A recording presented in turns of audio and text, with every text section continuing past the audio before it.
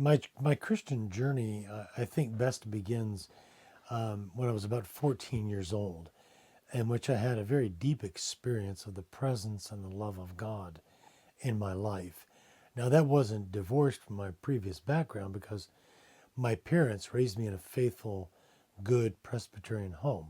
My mother taught me not only the details of the catechism, but she gave me an example of how to love God with all our hearts. But it doesn't matter whether you grow up in a Christian background or a non-Christian background. Sooner or later, we all have to come to a statement and to a belief and to a position of real faith in Jesus Christ. I would say that experience at 14-year-old where I had an unprecedented experience of the love of God for me was the beginning of that. But my life didn't change immediately. I still struggle with a lot of, teenage problems and so forth until my last year of high school when I was about 17 years old. I had what I would call my second conversion, in which God again showed me his love in a very miraculous way. And I made my first, I would say, really knowledgeable commitment that stuck with me, so to speak, during all those years. And so when I was 17, I decided that I would give my life over to Jesus Christ. And naturally, growing up in a Presbyterian environment and seeing the ministers around me, that meant I should become a minister. And eventually, that's what I did. But it was in the midst of that ministerial work that I was doing in my mid-30s, now almost in my late 30s. I was teaching other young men how to become Presbyterian ministers. I was teaching in a seminary.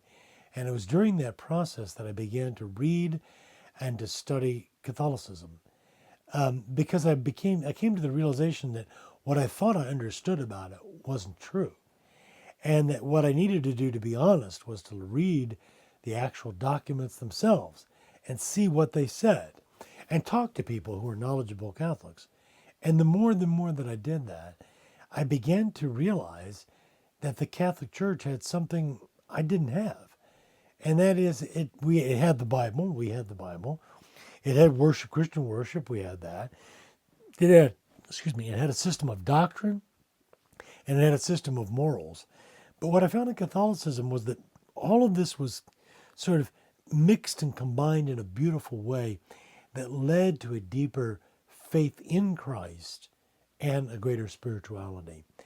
And there's many aspects to my journey, both intellectual and cultural, social, familial. But I would say that one of the most compelling aspects was this incredible sense of the holiness that I saw in other people in the Catholic Church. Now, this is funny, and it surprised me because Catholics are usually, characterized as certainly not being holy, and this contradiction between their life and their, and their going to church on Sunday and so forth. But for me, it wasn't that way.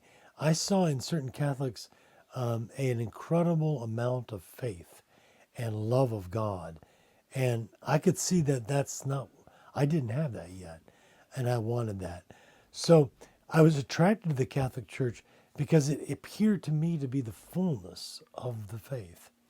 And when I got into the church, I discovered that it was much fuller than I ever realized, that it was much more diverse and wonderful in its great traditions of spirituality and teaching.